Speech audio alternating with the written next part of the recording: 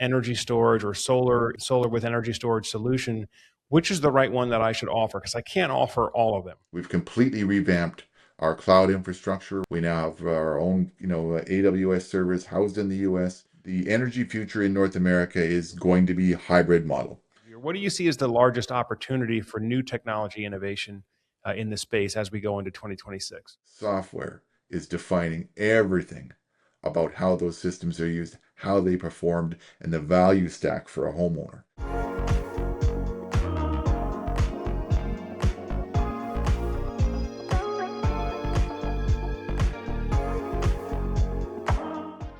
All right, welcome back to the Solar Surge podcast. Hey, if you're new to the Solar Surge podcast, on this program, we meet with the top CEOs and business leaders and thought leaders in the solar and energy storage space. And in today's episode, I'm joined by David Norman. He's the Director of Product Marketing at Solarc, and we're going to be talking about the solar industry outlook in 2026. So, David, it's really good to meet you, and welcome on to the podcast. Thank you very much, Joe. Appreciate the introduction and the opportunity. Absolutely. Absolutely. Well, as I was just, getting to learn more about your background, I know you've been in the solar industry for quite some time, going back to the late 90s, early 2000s. So I'm sure you've got an interesting perspective to share on all that's happening in 2026, especially as a lot of these solar and now battery storage technologies, start to become a more mainstream idea for homeowners, having a home energy and a home battery system. But I guess let's take it at a high level, and then we'll work our way down. How do you see the landscape here in 2026 for the solar industry, and how is Solarc positioning itself to be successful in this new environment? Well, the solar industry as a whole, is very dynamic. Obviously, went through a tumultuous last year in terms of public policy and some of the changes, which, although announced last year, are really the rubber's hitting the road this year. OBBB, Treasury guidance thereof have really shifted the landscape across what was, I guess, foundationally thought of as being, recurring stream or recurring sales value in the ITC credits. If I'm not mistaken, those credits came in and were basically the foundation of a lot of the sales pitches, business models, and returns that people expected from about 2015 on. So, not a short duration. They were really the foundation that a lot of current businesses built their businesses on. We have this economic and environmental landscape where a confluence of a bunch of things is happening at once. You have extreme weather events. You have, elevated temperatures, record temperatures on both highs and lows, which lead to obviously, a lot harder demand on HVAC and some of the big residential loads that you would have. There's a transformational shift away from natural gas toward whole home electrification. Hot water tanks of gas variants are now being transitioned to electric. You got stove tops that used to be gas are now inductive tops and what have you. Overall, the demand on the grid has never been higher. Couple that with industrial and speculative demand ahead from the transition to EV chargers and electric vehicles, and then compounding that with AI data centers and the massive, loads on the grid that those represent. It would be a tough time to be an energy distribution planner. What am I going to do for infrastructure or otherwise? If you look at that and the confluence of those events, what does it say to the energy business as a whole? I would suggest that, in terms of big topics, you're looking at, how can energy be managed better and more effectively? How can energy be how can consumers and regular homeowners have some pardon me some modicum of internal control and autonomy? And finally is what am I going to do to manage my costs long term? The rate of change of residential demand tariffs is growing explosively, and people are taking note of it and having to address it. At Solarc, one of the things that is really drew me to the business, first off, and secondly, keeps me very excited about what's to come, is that all of those drivers speak to what we do naturally at our core of our business.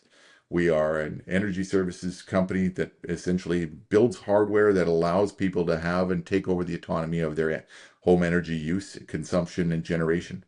Working with battery partners and with having residential energy storage involved. And I should expand that to speak about small business owners as well on our commercial sort of markets that we address as well. The drivers are the same. Energy is getting more expensive. It's getting more interrupted and more intermittent. What can you do to manage that? And that is, look at integrating energy storage into a residential domicile. Yeah, absolutely, absolutely. The rest of the world has actually been dealing with this, and that's why, really, if I'm honest, Europe is far more advanced than we are in terms of adoption of home energy and home battery storage technology. But for those that may not be as familiar with the idea of putting a battery in with your solar, why should somebody have a home battery now? Why is this even something that somebody should consider? Well, touched on it earlier when we spoke. When I first entered the industry, and right before Y2K, frankly, the only solar was battery-based solar. You would, generate some energy through limited number of solar panels, and it would go into a 12, 24, 48-volt battery be stored there. Then you would have a separate device, which was an inverter that would, convert that DC power into AC power, and that was the only way you could maintain it. Now, most of those sites were off grid. I mean, really, where you had no access to AC electrical, or whether the costs were prohibitive, or it was a unique application.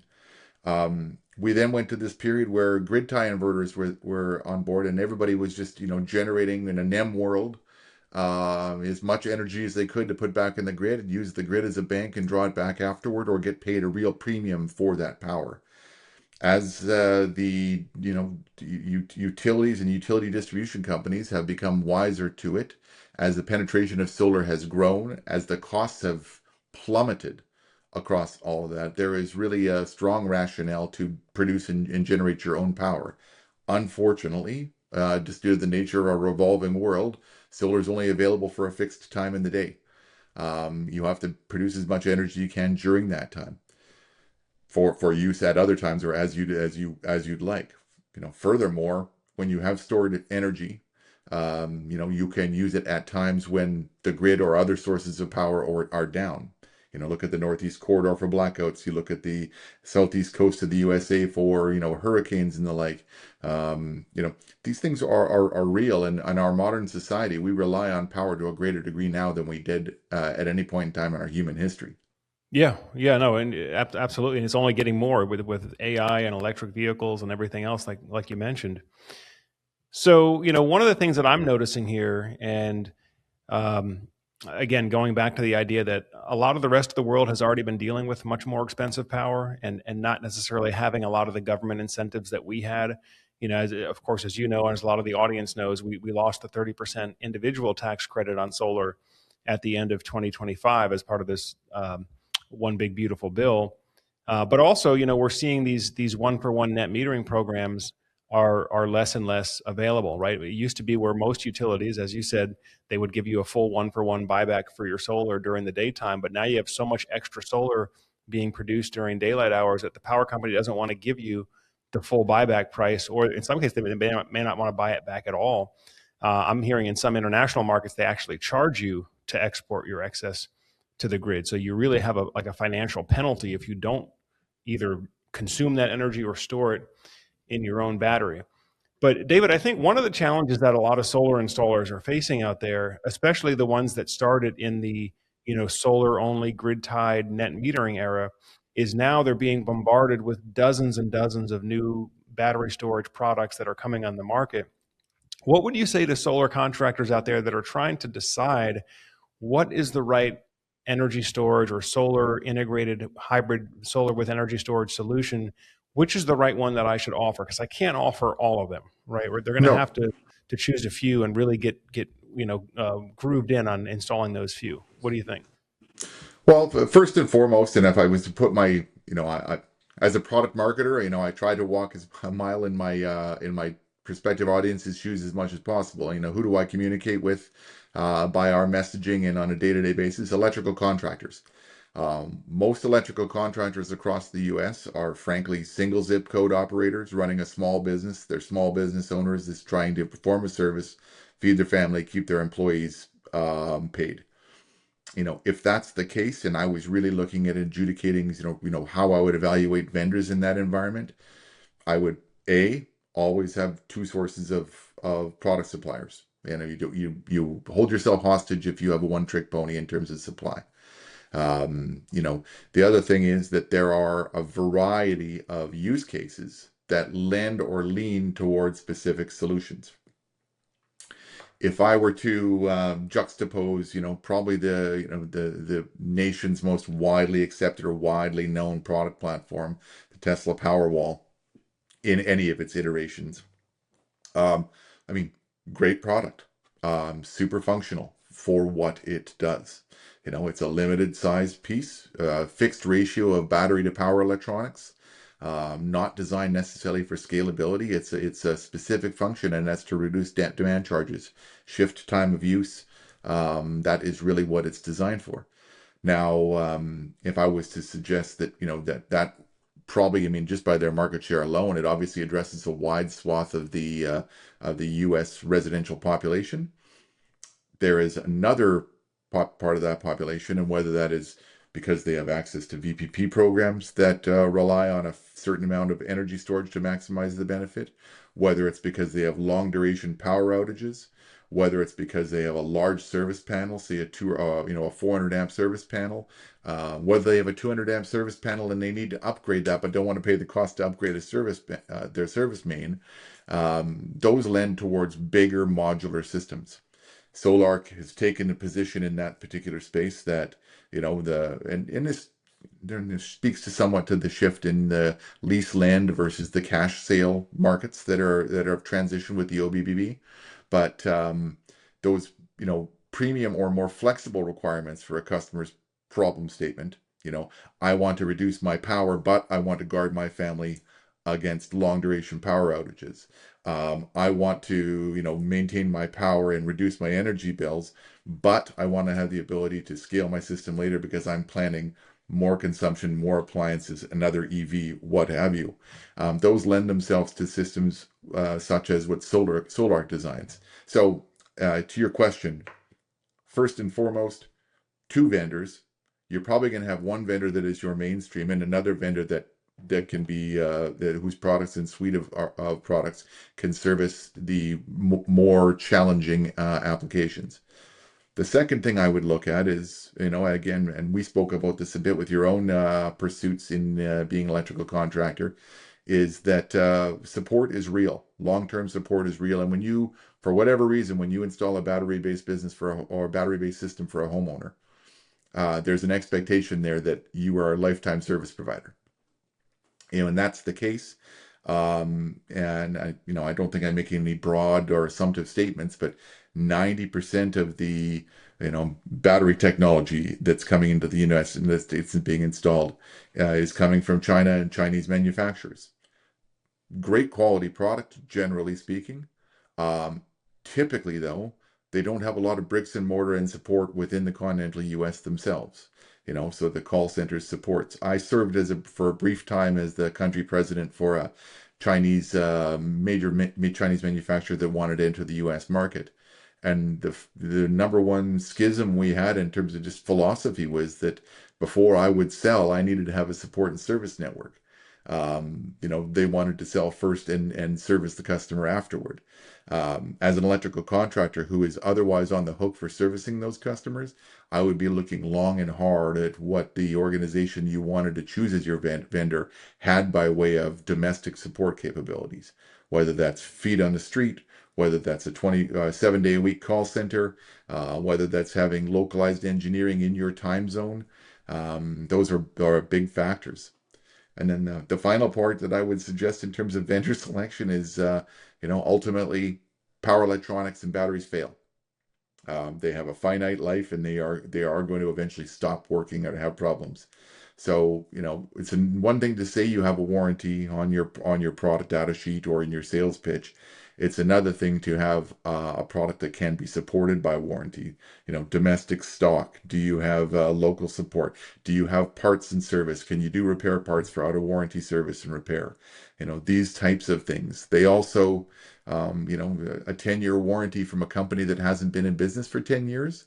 I'm typically skeptical of. And you and I both know in the solar industry, there are a lot of startups. It's a very dynamic, very youthful industry. And there's a number of companies that, are out pitching 15, 20-year service warranties for products that, if you were to extend their product life cycle, it might be 4 or 5 times longer than they've been in business.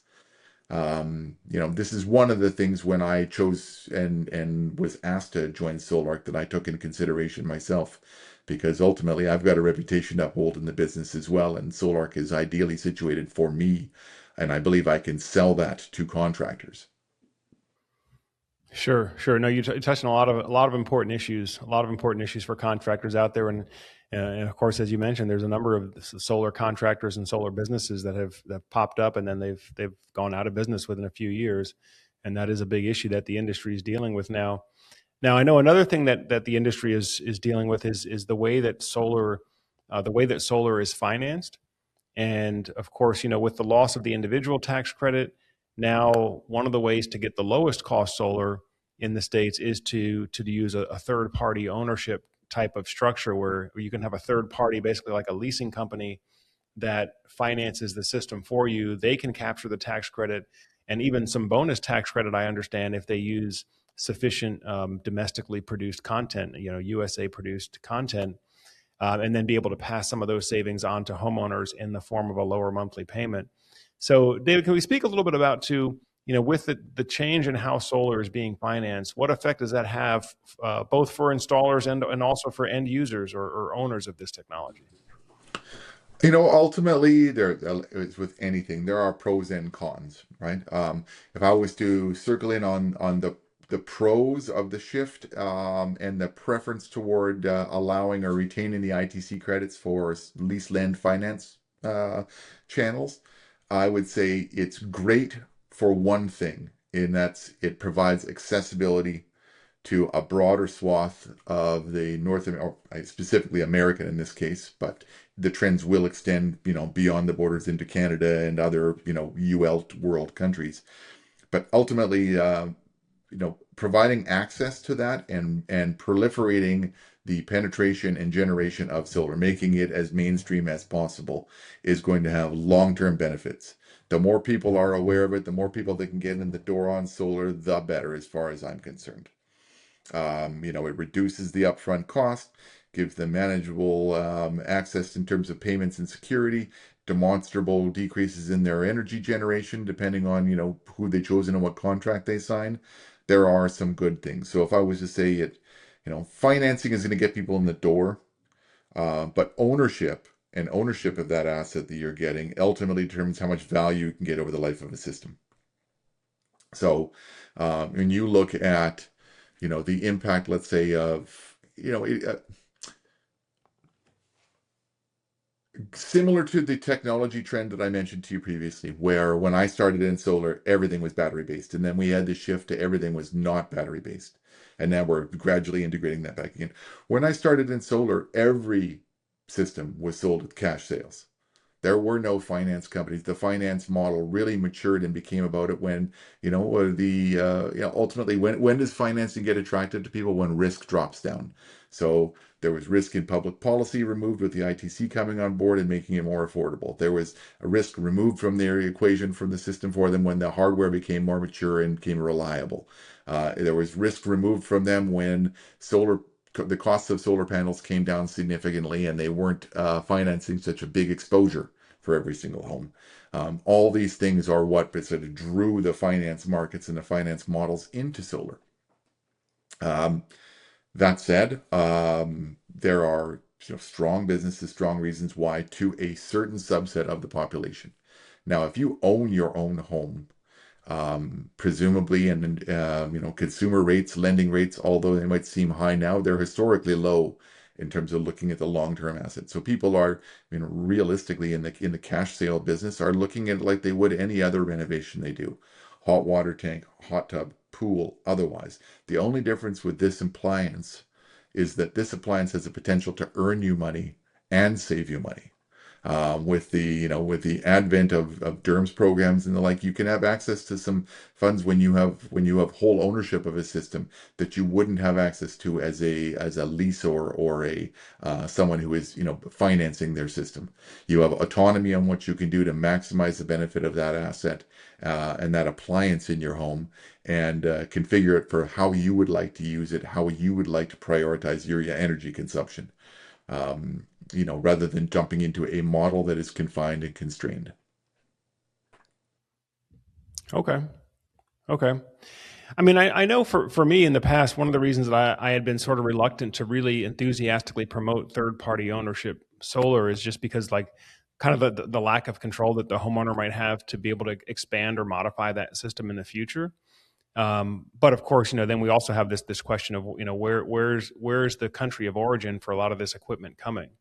So is Solarc positioning itself to be domestic content compliant so that the systems can be installed and get the maximum tax credit, or do you see yourself more focusing on that customer that wants to just own the system without having a third party involved?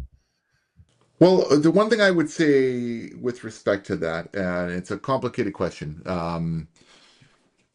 there are very clear definitions now with the OBBB on their desire to have domestic content, to prohibit PFE companies from getting access to those types of markets, and PFE for the for the general audience is prohibited foreign entities. You're looking at your Iran's, your China's, your Russia's, etc. In that sort of protocol. Um, we are very much an American company, very proud of that, proud of servicing and supporting American families, be it our customers, be it the contractors that work for us, be it the employees that are in Solarc themselves and working for Solarc and generating, tax dollars and raising good families in Texas. Um, we have taken a number of measures not necessarily related to the ITC's restrictions or regulations, that, again, are restricted to the TPO market and otherwise.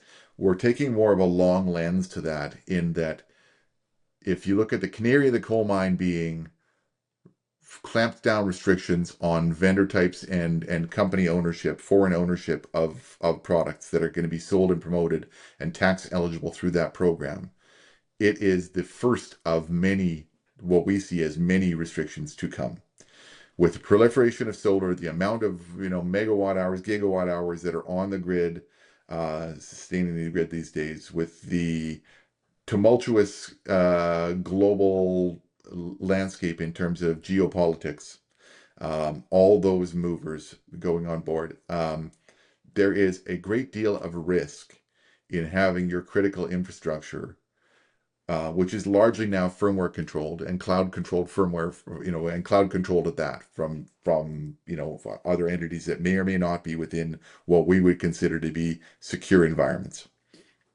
There is a great deal of risk, and Congress is starting to take note of that, because there's a classic model of cheapest, or best and right fit, right? And for a while, the industry was happy to pursue with cheapest. I want the cheapest modules, the cheapest batteries, the cheapest storage, the cheapest inverters, and everybody was making the business on that. Only recently have people started to become aware of the fact that there are fundamental inherent security issues in that. If you can turn off, several gigawatts of power remotely at the flick of a switch through some terminal in driven by a party, for instance, decision, without control even of the vendors that you're dealing with. That's a significant infrastructure risk, and they're finally starting to look at residential and distributed energy as an infrastructural energy source, whereas they used to just look at that with that lens, with dams, nuclear generation sites, coal plants, otherwise. The distributed energy bundle is now significant enough that it poses serious risk. What we're doing to avoid that, I mean, we are taking control of our manufacturing. It gives our customers shorter lead times, give us better quality control, makes sure that we know what our products behave and how they behave before they go to the field. We've completely revamped Our cloud infrastructure, we're now where we used to rely on third-party cloud infrastructure. We now have our own, AWS servers housed in the US. We are building our entire cloud database on our own, of our own governance, of our own mindset and roadmap to deliver the services and things that people expect in the modern world, but to do it securely, pardon me. We've rewritten the firmware for all of our, Wi-Fi dongles, for instance, for all of our residential and C&I and hybrid inverters, which is the single point of communication between those devices, let's say, and the cloud. They are now basically unhackable, 256 bit military grade security. They are unhackable. These types of things are the things we're looking at. And if I was to look at it from our perspective, 2026 this year is less about explosive growth that we may have seen in the past and more about us building our foundational strength. Privacy and firmware integrity are a big deal. Sovereignty is entering the conversation for the first time, and we want to be prepared for that. Yeah, no, it's a very important issue, and I get this question, or I get feedback on this issue quite often, from installers and from end users, especially as we're living in a world now where clearly countries do not trust each other the way that they used to, and so being able to plug those vulnerability gaps is important. David, switching gears a little bit, one other trend that I've noticed in the solar industry is particularly residential installers looking to diversify into more commercial and industrial opportunities. As we have seen the individual tax credit go away and residential solar sales as a whole slowing down compared to the 50% year over year growth we saw all through the 20 teens. What would you say to solar installers, contractors that are considering expanding or diversifying into commercial and industrial projects where maybe they were used to just doing the residential home systems in the past? Yeah, well, I mean, and a valid question, right? Which is depending on the extent to which they were concentrated on doing solar installs. If you're electrical contracting outfit and that was only a small portion of your business, the OBBB impact might not have affected your business too much. It might not change your business model too much, especially if you were diversified across, just regular electrical contracting work between, commercial jobs and residential.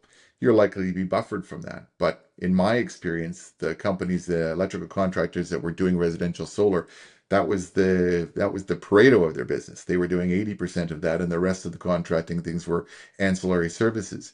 With that, if you didn't have a partnership or you didn't have a model before where you had a construction contract, with one of the lease lenders, and you were just doing sales on your own business, it's become immeasurably more difficult. 30% premium on the systems you used to sell for one, availability and restriction to access of some products for two, and finally, I mean, the market itself is retrenching, or it's not growing at the rate it did this year. So you have this unsustainable growth that was happening before is now hitting the field as well. In the C&I marketplace, the beautiful thing about that market space is it's less about emotion and feeling. It's more about, frankly, practical dollars and cents decisions. Business owners make business decisions. Residential homeowners vote on brand, the heart, issues of the heart. You see spikes in generator sales after a hurricane comes through. Well, it's acute to me now. I'm acutely aware of that. C&I is not really that space. You make, pragmatic questions to people, and you start digging into, their energy usage and energy as security, and you realize it's a main business driver. Having predictable costs is one of the biggest predictors of business success. So, as a primary residential electrical contractor, if you wanted to span out into commercial, first and foremost, I would suggest, commercial solar is a big, wide swath of the industry, bigger than most people think. 10 megawatts of installed solar is very different than 100 kilowatts of installed solar.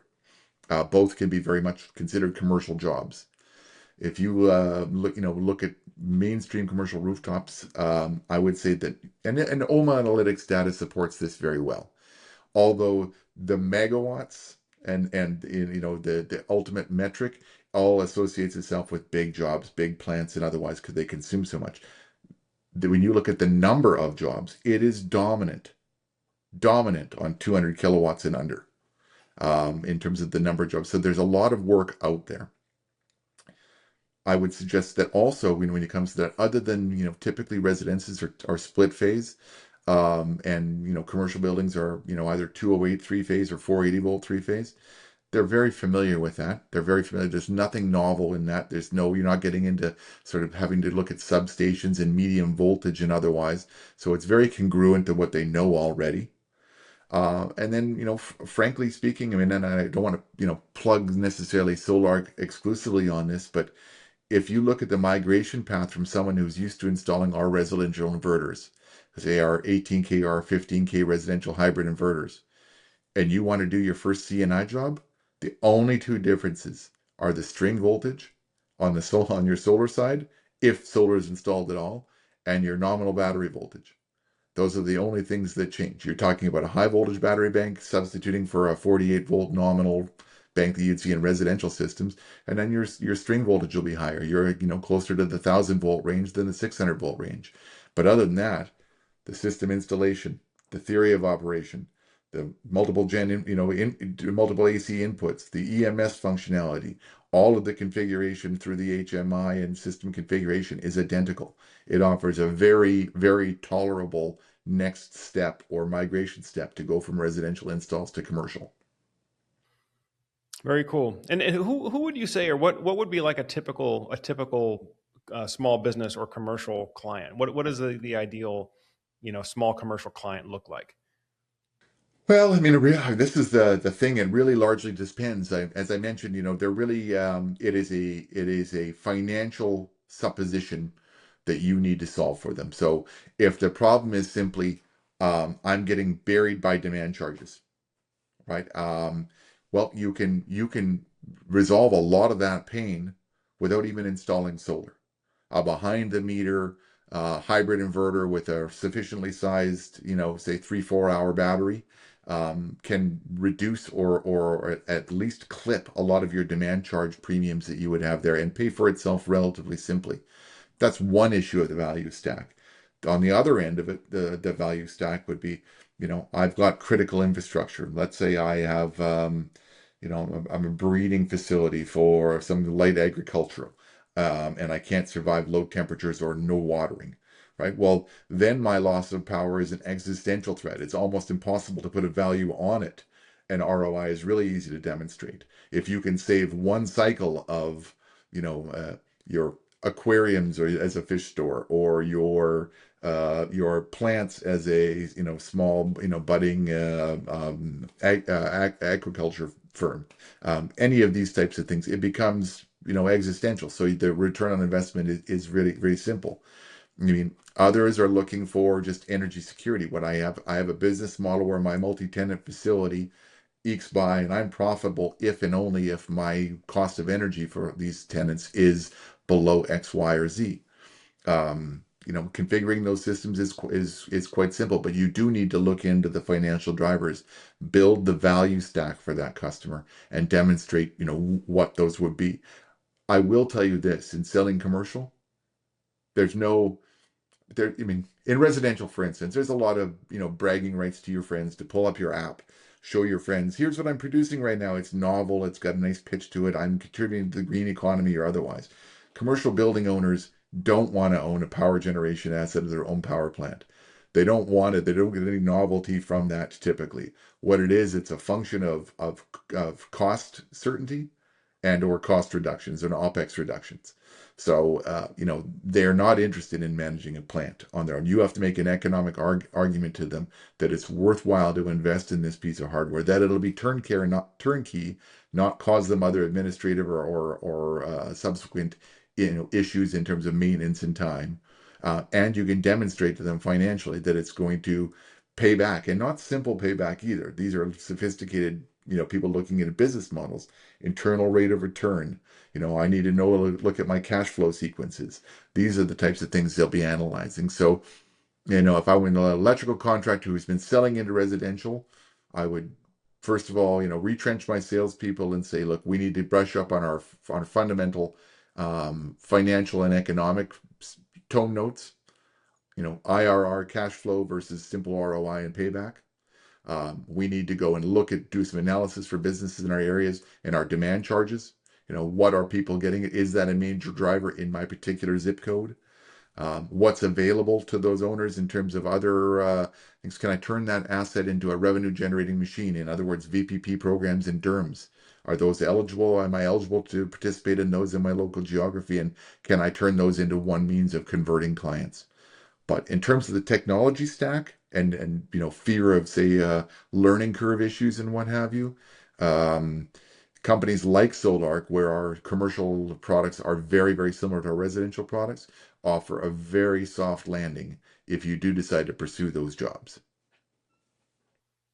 Very good. Very good. Well, I know a number of contractors out there are looking at ways that they can diversify and expand, and I'm sure that that's going to be one area where the case is there. Especially in light of what you touched on earlier, as there's just more demand on the grid because of electrification and AI. What role do you see renewable energy playing? As we talk about this trend towards everything just needing more and more electricity for us to get on in our modern way of living. Yeah, there is a lot of talk about decentralization and the like, and what I guess my position would be that the energy future in North America is going to be a hybrid model. Centralized plus distributed energy generation is going to be the way it works. Essentially, renewables aren't going to replace the grid. The grid will be there as a reference in our primary, in many cases, supply and supply of electrons to houses, buildings, institutions, and otherwise.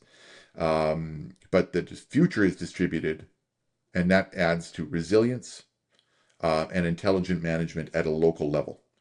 Never before, and again, this speaks to, I guess, the longevity in the business, but solar was a hardware business. For reasons why did I work for Schneider Electric for years, and why was Schneider Electric interested in buying Xantrix that I was at beforehand?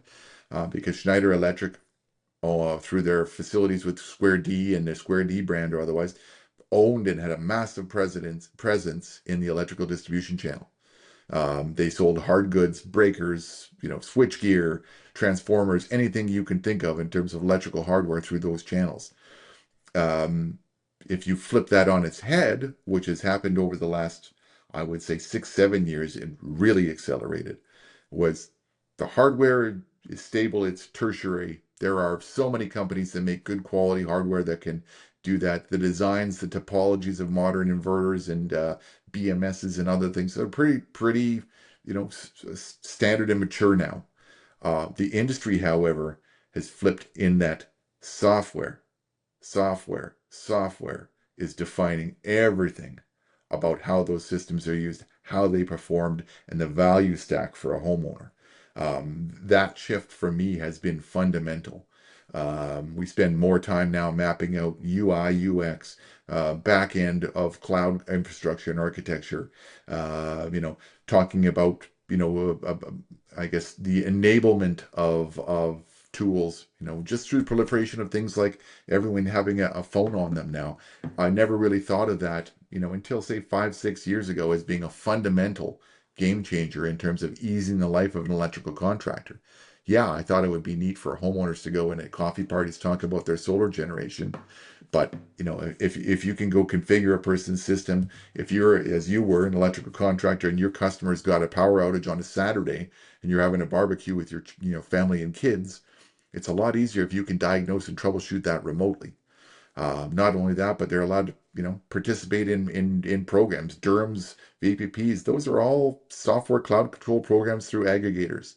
It's becoming very sophisticated, and I marvel at the changes in the business that way and where it can go now that I have a slice of what that vision looks like.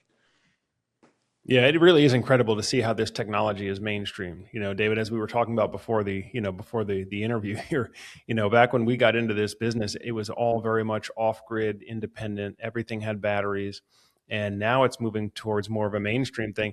And I got to say, for me personally, I am a little bit leery of the idea of subscribing to a VPP and allowing the power company to tap into my battery whenever they want to. I know when I got into it, it was more because of this this philosophy of self-sufficiency and self-reliance, and not wanting to have to really use the power company, and maybe use them as a last resort only.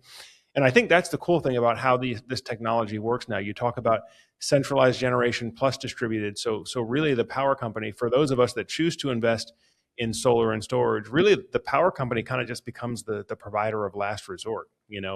On most circumstances, we're having enough solar during the day and battery storage reserve at night that we can basically be our own power plant if we choose to do so. But as the technology continues to evolve and mature, David, where do you see deficiencies now in the technology, or what do you see as the largest opportunity for new technology innovation in the space as we go into 2026? But over the longer term, and again, long term in solar is 2 to 5 years. I'm not talking Yeah. it's not 10 to 25 years and things like this. But if I was to look at the longer term, I would say it will be battery chemistries that are coming to the forefront now, largely led by the motivations in the EV space and otherwise. But I started, as you did, I started, lead acid batteries were energy storage. Really no different in fundamental than what you have starting your car on a day-to-day basis. When I left Schneider Electric, it was to a startup, a young startup doing LFP batteries specifically for residential solar. And I watched, how that improved and changed over very rapidly over a short period of time. And then, we were talking then about the discrepancies between, say, NMC and LFP chemistries with solid state batteries just around the corner. You look at some of the sodium battery profiles that are there. And I encourage people, Battery University is an amazing resource. Keeping apprised of, shows like your Solar Surge where you are cut on the cutting edge of those types of things. If you are a solar nerd as I am, I can't get enough of that stuff. But I mean, you look at almost unlimited life cycle batteries that will be on the way in terms of solid state. For all intents and purposes, as a 55-year-old man now, I could buy a battery once and it'll last me till I'm gone. The sodium batteries in terms of some of their capabilities. The, the big transitions to come will be in the energy storage side. And then I believe they will also be, secondarily enabled by the cloud controlled distributed energy resources platforms. Again, with the number of aggregators and things on there, I mean, you're quite literally looking at more responsive systems when you can deploy thousands of homes simultaneously and instantaneously. It's far more effective than some of the peaker plants and otherwise that are on burning gas and fossil fuels. So I think it will help to accelerate the decommissioning of those types of things, which will ease burden on those. It also will solve a lot of the problems that you see when you see major weather events and otherwise going on. You can look at the big Texas freezes. You look at the Northeast corridor and things like this. To localities like Puerto Rico. As you can get this generation, I think you can build resiliency at the household level, and the impact of those types of events on the families that are experiencing them will be a lot less. I mean, if your house is gone, your solar system's gone, your battery's gone. But that is not the case with most people that go through, again, experience a hurricane, extreme weather event or otherwise. Their infrastructure is there locally. It's things they don't have access to energy because the transformer's blown or the lines are down to get to them. If you have some means of storing and maintaining the power there, I mean, your experience during that outage or that event is going to be a lot better. It's going to, I mean, it makes people's lives better, frankly speaking. Energy independence is a massive driver in modern society. Yeah, yeah, and I'm excited to see where it goes. I feel like we're just scratching the surface of where the potential is, and like you said, I mean, with the new battery chemistries that are beginning to come out of the development and get ready for prime time mass production, if we can drive the size and the danger in some cases and the cost of this battery storage down, I think it's just going to accelerate the adoption that much faster. Well, David, Yeah, I know we're getting I was going to say, I know we're getting close to the end of the hour here, but I will give you the last word. What else should solar industry participants and or homeowners and business owners who are considering investing in this technology, what should they know about solar going into 2026? I mean, ultimately, there's the access to, as we talked about with TPOs, the access is going to only expand. You can get people into that might not qualify for financial reasons or because of their home or because of their rent buy decision and things. It's going to be more access than ever before. Ultimately, though, and what we see as the manufacturer of premium products in our particular space is that bigger is desirous. Every time we release a new model that's subsequently bigger than its predecessor, it just consumes and cannibalizes almost completely its size. So the market has spoken on that, and we've just released an 18K platform, which happens to be the biggest residential inverter on the market today. So, single inverter can now basically completely autonomously power most residential 200 amp service homes. Further to that, we are, augmenting our C&I portfolio. And again, the market trend is up. Whereas we came to the marketplace with a 30 kilowatt 208 volt inverter, 60 kilowatt 480 volt inverter. We are now already looking at expanding that. So we're going to be coming out with a 100 kilowatt hybrid C&I inverter this year. It'll be 480 volt nominal base. We're going to have a version of that exact same product that will be firmware controlled and restricted to become a 208 volt inverter at or around 45 kilowatts. I would suggest that battery flexibility and battery sizing is still a number one driver. It's one of the reasons we've chosen the stance we have in terms of modularity and scalability and severing our power from energy proportions into different devices, because depending on where you're at, what the drivers are in that particular market, you could have a very small battery bank or even no battery bank, or you could get the maximum benefit by increasing the size of that. Ultimately, for us, it all ties into ecosystems, and for that, with us, it's all about software.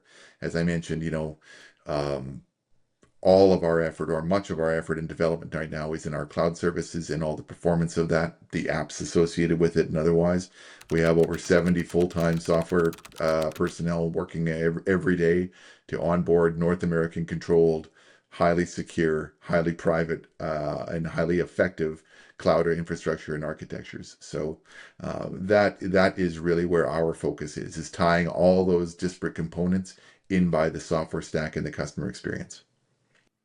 Great, great, and I think that's right. I mean, because as far as the homeowner is concerned, they want it all to work together, and they want it all to work together seamlessly, and I think that's what we're seeing. Absolutely, absolutely.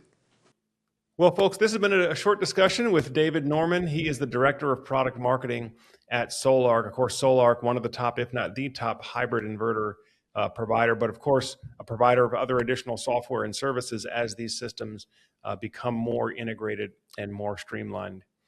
But that does it for today's episode. I thank you all for tuning in and spending some more time on the Solar Surge channel. And as always, I'm Joe Ordia here, encouraging you to get prepared and be empowered. Thanks for watching, and I'll see you in the next episode.